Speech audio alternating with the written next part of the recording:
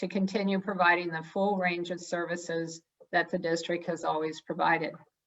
The transition to distance learning has had its challenges, especially last spring when the conversion happened literally overnight. But thanks to the hard work and dedication of our staff, distance learning has worked well this year, and it gets better all the time. And I see those steady improvements as I visit classrooms virtually each week. In May, I formed a planning committee to advise the district and the board about issues related to the school closures, to help the district prepare for reopening schools and to make recommendations about the reopening. The Reopening Planning Committee is comprised of 30 individuals that represent all bargaining units and hold various positions in the district, and some are also parents in the district. Later in the presentation, I will share their recommendation regarding reopening schools. I want to thank the committee for their time and willingness to attend so many meetings since last May. They are a very dedicated group of people, and I'm so grateful for their help in this process. Our planning committee, district leadership team, and the board are data-driven. The COVID-19 data, particularly for Gilroy, has to have a prominent role in our decision-making process. Gilroy has had the most COVID-19 cases of any city in the county.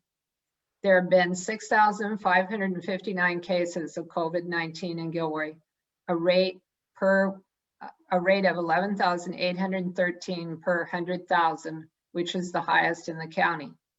Gilroy's cases represent almost 7% of all the cases in the county, and yet we only have about 3% of the county's population.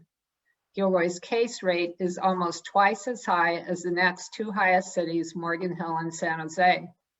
Also, we just learned yesterday that there have been 40 deaths in Gilroy, which is one of the highest among the zip codes. My heart goes out to the families and friends of those Gilroy families who have lost a loved one, and to over 1,300 families in our county who have also lost a family member. I also express my support for our staff who have tested positive, exhibited COVID-19 symptoms, and/or have had to quarantine due to someone in their household testing positive or sick. Since Thanksgiving, there have been almost 60 cases in the district. I'm going to start my presentation, and I'm going to go through about 10 slides on COVID-19, again, because we're data-driven, and these are the kinds of slides that the committee has reviewed. I want to thank two of our board members for providing some of these slides, James Pace and Enrique Diaz. They've been a big help to us as they've been tracking Gilroy's data since the beginning of the pandemic. And I also want to thank one of our planning committee members, Janet Lee, who is a science teacher at Gilroy High, for sharing the data about deaths. And after I go through the slides about COVID-19, I'm then going to share slides and talk about the requirements that were recently released from the California Department of Public Health for reopening schools, and discuss tasks being undertaken to prepare for reopening and present the committee's recommendation at this point. I'll share a few comments about the governor's Safe Schools plan. Next slide.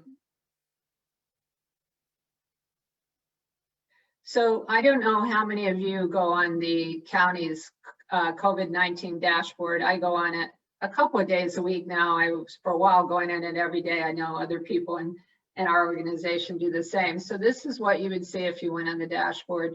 There's been almost 100,000 cases of COVID-19 in our county, and the 7-day rolling average, which is one that I particularly focus on, is 893. That means over the past 7 days, on the average number of new cases was 893, and the cumulative COVID-19 deaths is 1314.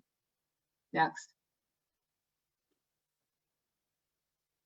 If you on the dashboard, you can also go to a section that tells you case rates in cities, and you just click on the city and you get a little box like this. As I mentioned, our case count is 6,559, and our rate per 100,000 is 11,813.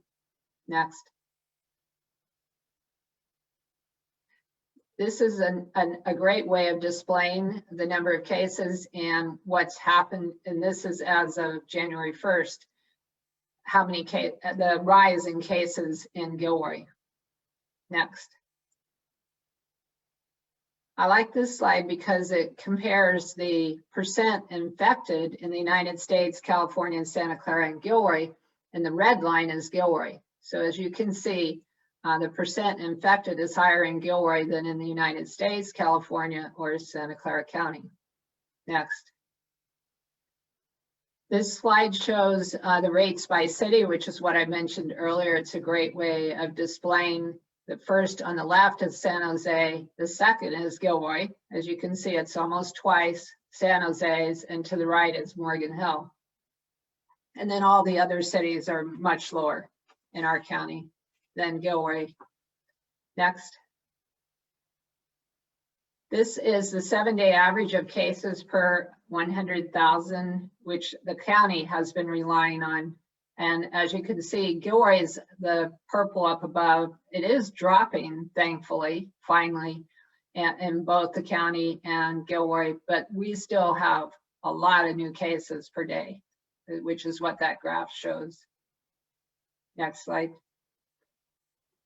I think it's important to look at the deaths by age group. I know this is a difficult subject to talk about death, but as you look at the age groups, you see that the percentage of deaths increases with age. The reason that's relevant is because of the number of staff that we have that are 60 and older. And I'd like to show you a chart. That's the next one. And over on the right are staff that are 60 and older, and there are about 150 of them. And I think that's a really important consideration when we talk about reopening schools. Next slide. This is cases by age group under 18. If you don't know it, about 18% of the cases in the county are under the age of 19, under the age of 19. And this shows you the breakdown by age. I hear lots of people say to me, well, very few kids get COVID-19. I think this chart demonstrates that statement is not true for Gilroy and for our county, because remember, we have a certain percentage of those, assuming that the ratios work in our city. Next slide. I also like to follow what's happening nationally with the number of cases of COVID-19 in children.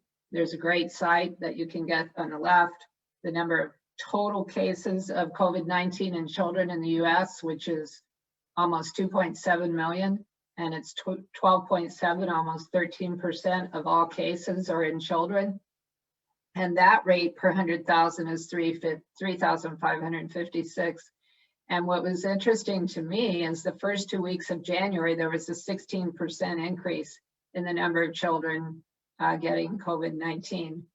I couldn't get the same data for California, but I could find, ironically, and I checked this 3 times, the number of cases of COVID-19 in California as of yesterday, today, the 28th, I looked this morning, was over 400,000, and that also was 12% of all cases. Also of interest is there's this new illness that seems to be related to COVID-19, and I was surprised to learn that 150 California children have been diagnosed with it, and sometimes it can be very serious. And so these are the stats here. So that's just the data, and I wanted everyone to see there are hundreds of other charts I could have shared with you, but just try to focus on some of the data to put things in context. 2 weeks ago, the California Public Health Department released a new document called Framework for Reopening. The title is COVID-19 and Reopening In-Person Instruction Framework and Public Health Guidance for K-12 Schools. There's 50+ pages in this report, and I want to highlight some of the pages because this report supersedes the 2 prior reports from our county public health department. Now districts are required to follow the guidance in this document, and we've had, less than 2 weeks to study the document, but I've been in several meetings where the elements of this document have been discussed. And there are some really critical components of this document that affect our ability to reopen schools. So I want to talk about some of those. Next slide. So the document has a chart that talks about the tiers. As you probably heard, the stay-at-home order has been lifted, but our county, as well as most counties in California, are in the purple tier. And as long as we're in the purple tier, school 7-12 students, grade 7-12, cannot reopen until the case rate is below 7, which would mean we'd be in the red tier if that happened. So 7th to 12th grade cannot reopen in the purple tier. K6 is a different story.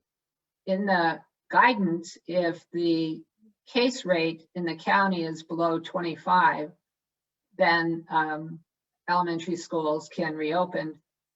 But there are many other provisions in the report that have to be considered, and I'm going to call those out in just a minute. The county's case rate, as you saw earlier in the chart, is dropping, and it could potentially drop below 25 anytime in the near future. But we're going to make a specific recommendation regarding that case rate in our recommendation from the Reopening Planning Committee, and I'll get to that soon. So just remember, in the purple tier, 7th through 12th cannot reopen. K through 6th can only reopen if the case rate's below 25. Next slide. And this just is a narrative in the report that states what I've just said to you, but I wanted you to actually see the narrative. Next slide. In the report, there are numerous infection mitigation strategies or layers of safety that the district has to implement. And so I want to highlight some of the areas that we will need to focus on. And again, we've been planning since May. Our committee has been meeting since May, and we have many protocols in place already for these 9 topics. But there were some changes in this report from the California Public Health Department. So in the category of face coverings, in the prior reports from our county, face coverings, for instance, in the first one weren't required for TK through second. This report requires all students and all staff, TK-12, all staff, unless there's an exemption, and those are very limited due to, for instance, medical conditions like asthma. In the absence of that, all staff and all students have to wear masks. They are requiring that staff wear disposable 3-ply surgical masks, in other words, not their own mask, which is an added expense for the district. We are going to be ordering thousands of 3-ply surgical masks. So that's a change in this report.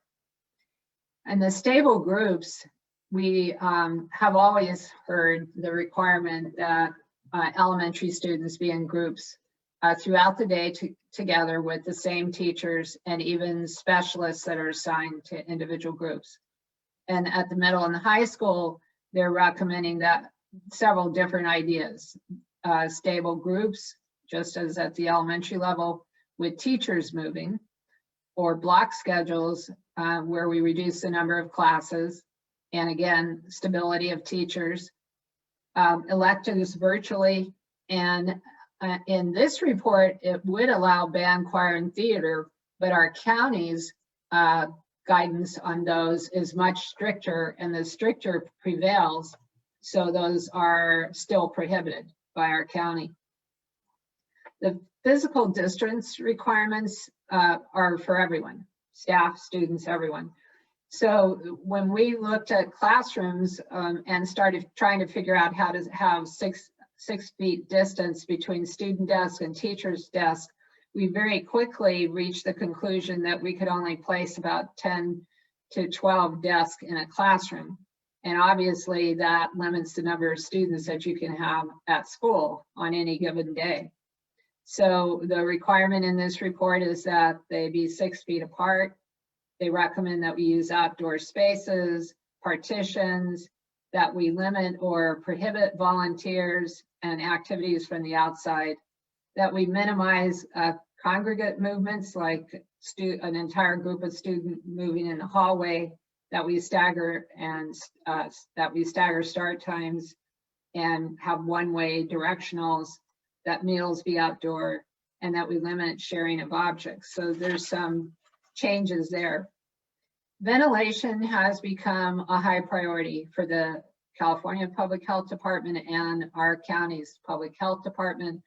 Alvaro Mesa, Dan McAuliffe, and I attended a webinar a couple months ago where they made it very clear what their expectations were for school districts, and that was to hire outside experts who are trained in the assessment of HVAC systems, and that we literally assess every HVAC system in the district, because the importance of air quality and circulation of the air has become more prominent than it was in the early days of the reports we were receiving from public health.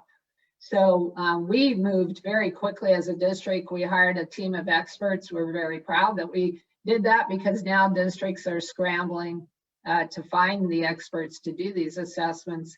And it started in December, and we have finished the one high school, and we're almost done with the second high school. Of course, those are our largest buildings. And then we're going to move on and do the 7 elementary schools.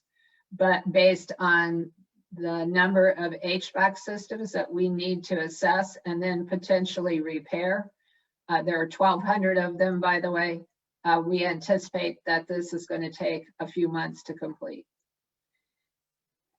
They also recommend that we keep windows and doors open and use fans to blow air out of the classroom. And we've already taken steps on the fans, and we've also purchased some HEPA filters for classrooms that were unable to provide adequate ventilation. There was a big change in this report on hand hygiene, which surprised all of us. But because there's been such an intense focus on disinfecting from the outbreak of this COVID-19, now they have reached the conclusion that all those disinfectants are bad for kids and staff, and they've recommended districts not use disinfectants as much as we've been using them, and that we just clean with soap and water and detergents that are not harmful to kids. So we're still working our way through that section of the report, but obviously we're going to have to make some big changes. We had ordered thousands of dollars of disinfectants and hand sanitizers that they're now telling us not to use. So we still have some work in these 2 sections to determine what are the best ways to keep children and staff safe with these big changes in these categories about hand hygiene and cleaning and disinfecting. We've worked a lot already. I'm in the health and wellness subcommittee of our planning committee, and we have 2 nurses on that committee, and it's a great committee. We've been working hard from the beginning on procedures for students when they arrive on campus, for procedures for what to do when a student potentially exhibits the symptoms of COVID-19 while they're at school. And so we already have developed some really good protocols for how to deal with these kind of situations that might arise at school. And those are ready to go whenever we return. And we've also worked on a lot of HR procedures. Dr. Winslow is in charge of dealing with cases that are reported to him and which ones have to be reported to public health, and procedures for dealing with staff that are quarantined for 10 or more days. And then the last category is, and we're ready to do some of this training when we get ready to return, training for staff, students, and parents on procedures, protocols, how we're going to do this safely. These are all outlined in great detail in the report, and we provided a link for this, and we'll provide it again on our website so that anyone that wants to link to the actual report. In fact, I'd encourage you to link to the report because it really is our prescription for how to prepare for returning to school. And then the next slide. I wanted just to show you that this is what a classroom would look like with all the desks 6 feet apart. And as you can see, there are very limited number of desks, 10 or 12 desks in a classroom. And we're actually doing this at our distance learning access centers, which we've been operating since the fall for students that have no internet connectivity. And it can work, but it requires an incredible amount of staff to keep everyone safe. So this is going to be one of our biggest challenges whenever we return to the schools. Next slide. There's a whole section in the report about additional reopening considerations. So one of their recommendations is that we continue distance learning for families and students that request it, and that we phase in whatever we do. So whenever we return, that we phase it in, that we don't bring all students back at once, but that we phase it in so that we switch from the full distance learning model, for instance, to a hybrid model, or we allow certain grades to come, like the early grades to come back first, or a certain percentage of grades to return. Obviously, we know we're not going to have all students back because we can't house them in the classrooms like we used to. And there were different suggestions in this section on how to phase in. And I'm happy to report that our Teaching and Learning Committee has been talking about these various scenarios for months. And certainly we'll be ready when the time is right and when the conditions are right to make some very specific recommendations about that. Next slide. I mentioned this earlier, we've had a planning committee meeting since May, and there's 30 people on the committee, and they represent a lot of different roles. And I'm just so appreciative to the committee because they've really worked hard on this. They've deliberated about a lot of topics over these many months now, and they've reviewed a lot of reports, articles that I send them, data that I show them. So they've done a lot of work. So I really appreciate them greatly. Next slide. And we have had a planning committee, as I mentioned, since May. Those are the dates that the whole planning committee has met. On some of those dates, we break up into subcommittees after the full meeting of the full committee. And those are the 3 subcommittees that we've had meeting all these months. And sometimes we've had meetings separate from the full planning committee meeting out of necessity because there's so many topics that we've had to discuss in all these months. Next slide. Before our schools can reopen as outlined in the report, we do have to develop and submit what's called a COVID-19 Safety Plan, CSP, to the Santa Clara County Public Health Department. We'll need to consult with various groups like our unions and parent committees. And then of course, I'll bring that plan to you, the board. And once that's approved, we have to post the plan on our website and on each school's website. And of course, we'll be happy to do all of that. Next slide. I do want to just say one word about or a few words about the Governor Newsom's proposal, which he released a couple weeks ago called Safe Schools for All. And that caused quite a lot of media coverage because it basically is an incentive-based program where districts would be provided with financial incentives to reopen. And he actually had the first date in the plan was February 15th, which of course no one could meet. And it requires a case rate of less than 100,000, but it also requires 2/3 of the legislature's approval. And what we've been hearing over the last week is the legislature is just not going for it. And all the major education organizations are opposed to it because it would take Proposition 98 money away from the schools to implement this plan. And further, it's part of the whole state budget proposal, which, as you know, has to be negotiated with the legislature, and that takes months. It's usually June when that's approved. And at this time, we're not eligible for the money, even if it were approved. So let me talk about the recommendation coming out of our planning committee, which is on the next slide. We talked about specific criteria that we would like to see met before the committee makes an actual recommendation about when to bring Gilroy Unified students back. So I'm going to read this because I know we have a lot of people out there and they probably can't read it. In accordance with directives from the California Public Health Department and the Santa Clara Public Health Department, the GUSD Reopening Planning Committee recommends that the Gilroy Unified School District remain in distance learning until Santa Clara County moves into the state's red tier for 5 consecutive days, and the case rate for Gilroy is less than 25, and this is for Gilroy, not the county. The case rate for Gilroy is less than 25 per 100,000 for at least 5 consecutive days. While in the purple tier, the Reopening Planning Committee will continue to plan for a safe return to in-person instruction and meeting the specifications set forth in the document that I've been sharing with you.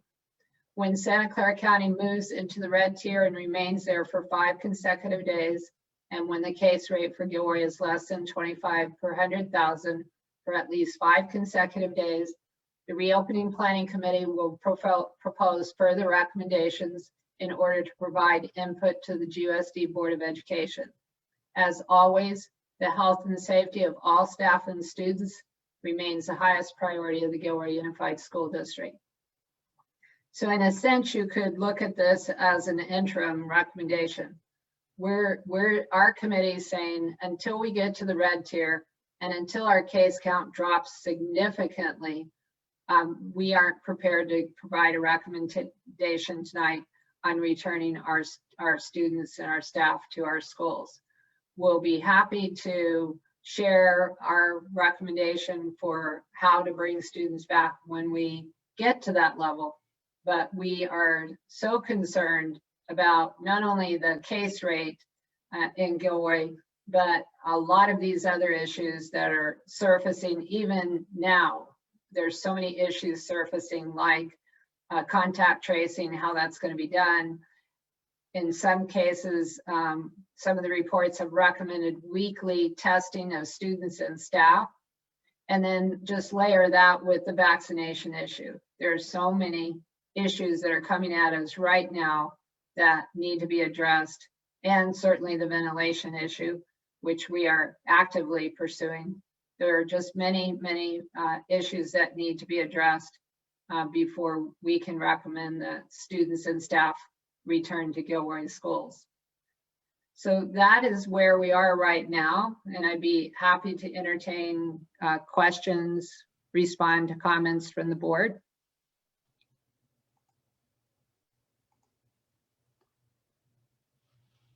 I have a question. So for, I understand schools not reopening. My question is, are we considering opening up conditioning and sports and athletics for our students, or since we're not opening the schools, it's nothing? Thank you for asking that question. That's a rapidly developing area also. The state released some guidelines yesterday that does allow for the return to athletic conditioning, and in some cases competition, depending on the sport. So we've been talking, Dr. Padilla, the high school principals, and I have been talking about the new guidelines, and we have decided to resume athletic conditioning, and that I believe will begin February 8th. Dr. Padilla? So it depends. We're actually meeting on Monday to look at the schedules for each school and where we will be in conditioning and where we will be in practice. And the distinction is those teams that are allowed to begin practice for competition in the purple tier, which are very limited, but include for us sports such as cross country and swimming. So we will be looking at that, and we're meeting with both comprehensive high schools with the athletic directors to look at their schedules and to give that start date for Okay. both sites. And then as far as athletic conditioning, it's all sports, right? Correct. It's all Right. sport. So when that date is selected, it'll be sometime in the next 2 weeks, then we'll resume athletic conditioning in some very limited sports competition. And this is right out of the guidelines that were released, I believe, yesterday. In the Correct, last night, last yes. couple of days, yeah. Yes, and we met today with both Santa Clara County Public Health as well as Santa Clara County Office of Ed to review all of the guidelines. And that's what we'll be reviewing on Monday with all of our sites. Good. Yeah, I just heard about it Tuesday afternoon at the superintendent's meeting, and they told us about this webinar today. So Dr. Padilla rearranged her schedule and attended, which was very helpful. And I'm sure she knows the latest about athletic conditioning and competition. Dr. Flores, one comment, if I could. Sure. So one comment I had also heard about competition is that and this is just kind of a warning to, or a forewarning for parents and community members, but it may be that competition wouldn't be in the same way that we've thought about it in the past, and there might be limitations on cross counties that you can't cover, and I see that like in central Santa Clara, for example, it's a non-issue kind of, but for us it is a big issue when you look at where our competing schools happen to be in cross counties. Just an FYI, basically. Correct. Yeah, Deb, can you address that? Because I heard that on Tuesday. Yes, so the county allows just kind of like with travel as well, that we can cross the county lines with adjacent counties only. So that means for us, we do compete with schools traditionally in Monterey County. We will not be allowed to do that during this time. It is only adjacent counties, and it is only one team or one cohort at a time. So our traditional meets and other things that we have for certain sports will not continue as usual. So we will have to be working, and the league is already working on this, to determine what the schedules might look like to allow for some competition. But it definitely will be a reduction in competitions as well as a change of traditional practice. And also limitations on sports, which sports can do it. Right? Correct. And right now in the purple tier, it is very restrictive. And basically it is for those sports that are individual sports where they can maintain that distance with no contact. Red, and then when we get into red tier, there is a different level. Basically, we have a different sports for each level or color-coded system that we have for the state.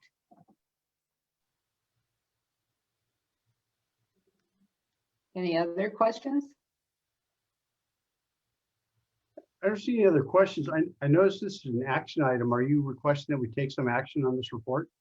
Yeah, we wanted to, we were hoping that you would take the action to support the recommendation coming from the Reopening Planning Committee.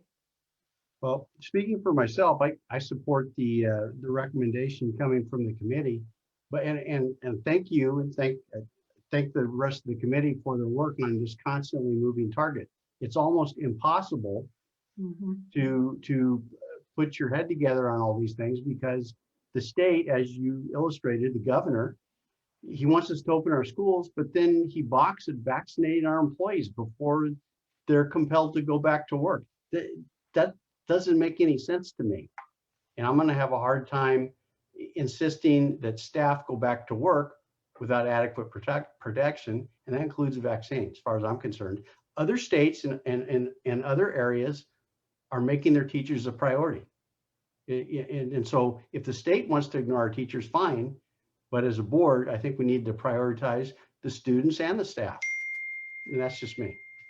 So I support that recommendation. And I think that on the vaccination issue, it has to be made very clear that it's not on the backs of school districts' budgets. Right. You know, I attended a training, well, on the testing and vaccination issue. The report is recommending regular testing of all staff and students. I attended a training where we were told that each test would cost between $100 and $150. Now, can you imagine districts footing that bill of having to test, even if it's once a month, at $100 to $150 per test? We have 11,000 students and 1,100 employees. So that's one issue. The vaccinations is definitely an issue. Who's going to pay for it? Who's going to give the shots? How often is it going to be done? Right now, the report referenced weekly for districts in the purple tier. Those are major issues that have to be resolved. Mark, Ms. Pacino? as the board rep on this committee, I want to, again, like Dr. Flores said, really thank everybody on here, because there is an incredible amount of information that has been coming out since last spring. And not only amount, but shifting. And the whole HVAC thing just came out in December, for example. And that was a huge change in a difference. But the slide tonight in Dr. Flores's presentation that I want people to really hone in on is the bar graph with Gilroy as the highest rate in the county. So when you look at other districts that are bringing students back, they're the ones that have the little tiny bars.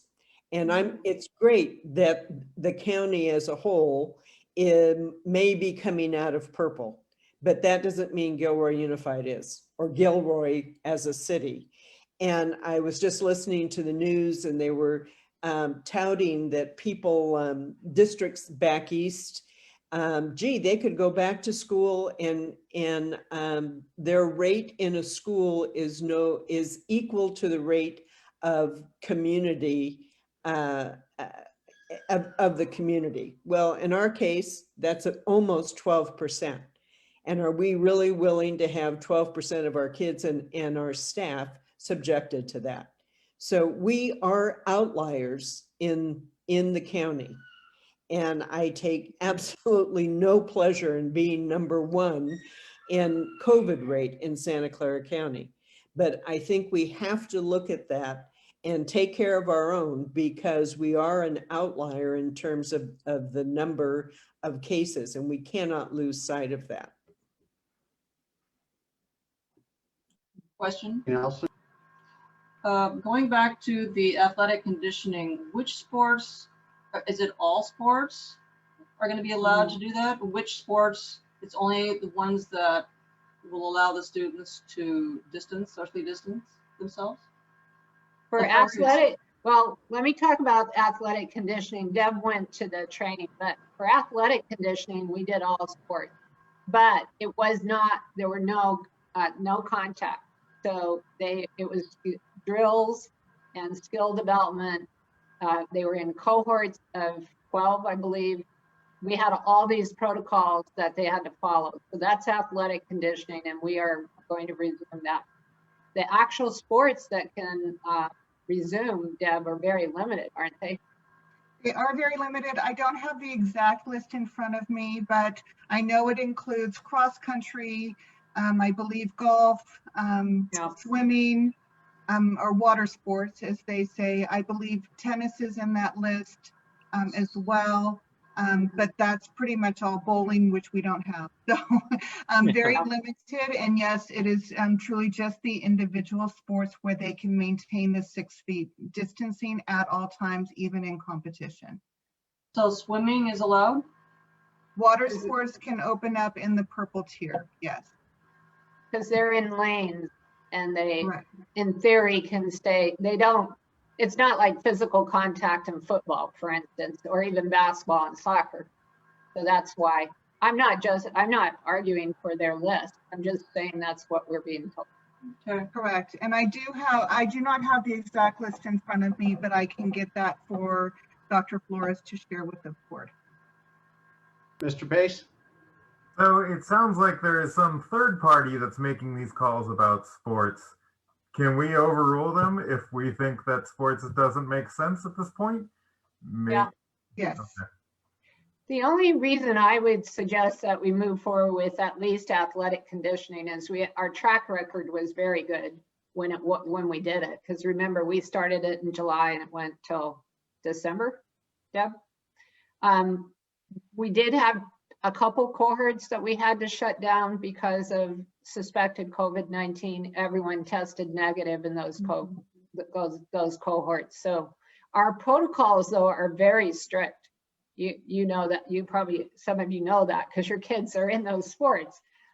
So, we have a good track record, but except for the one incidence of students off campus at parties, that shut down all the cohorts for a couple weeks.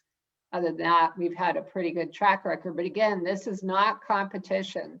It's skill development and maintaining their skills for their sport. Trustee Fiak, did you have a comment?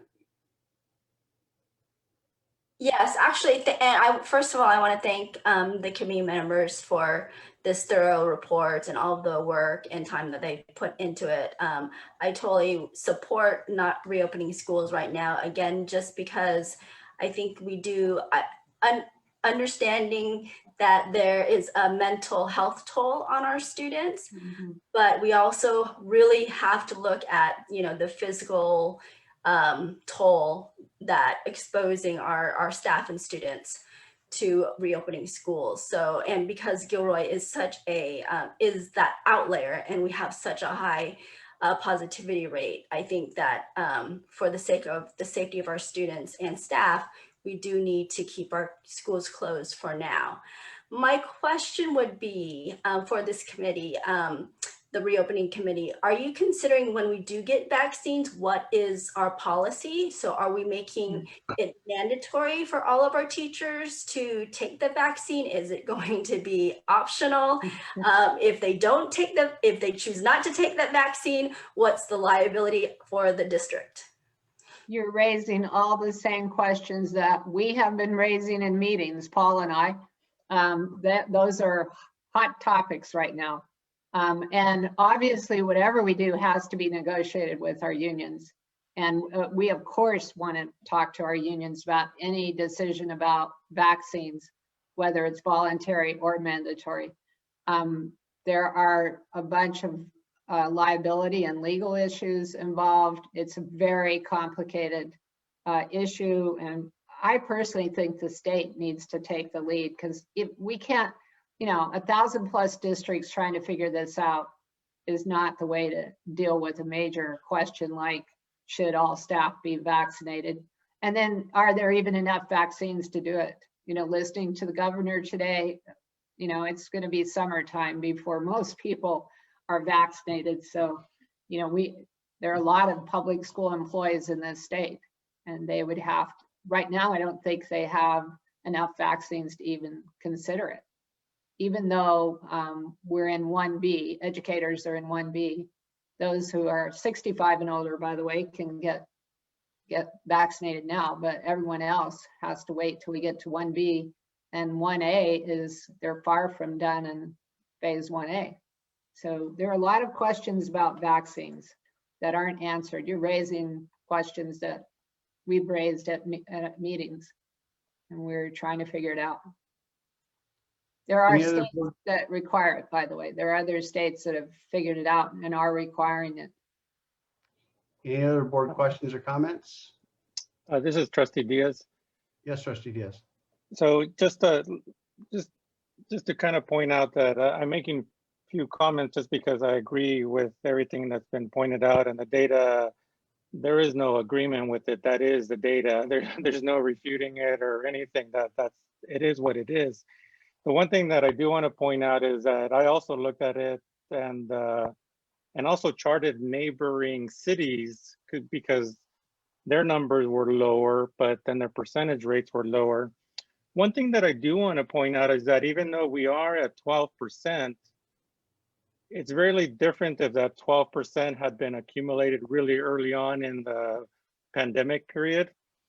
And it wasn't. It actually was quite the opposite. About 5% or 6% was in the last couple of months, like 2 months. And in the last 2 months, Gilroy has accumulated that accrued that 5 or 6%. So if you see it as a kind of tidal wave, that pressure is building up, and it's building up pretty intensely. There's signs of it diminishing, and that's fantastic. But the case is that in the last couple of weeks, about 1% of the population has been infected regularly, and that's quite a bit. And that's the alarming part, is what has happened in the last couple of weeks and the last couple, in fact, the last 4 weeks, I think, is what really affects us. People that got infected 10 months ago may not be affecting us anymore, but the ones that have been infected in the last couple of weeks definitely do. So I appreciate all that. Just an FYI again. Thanks. Okay, this is an action item. I would entertain a motion to approve the committee's report. This is Enrique. I move to approve. This is James, I second. We have a motion second. Roll call, please. Melissa Geary, Yes. Enrique Diaz, Yes. Twin Fioc, Yes. Mark Good, Yes. Michelle Nelson, Yes. James Pace, Yes.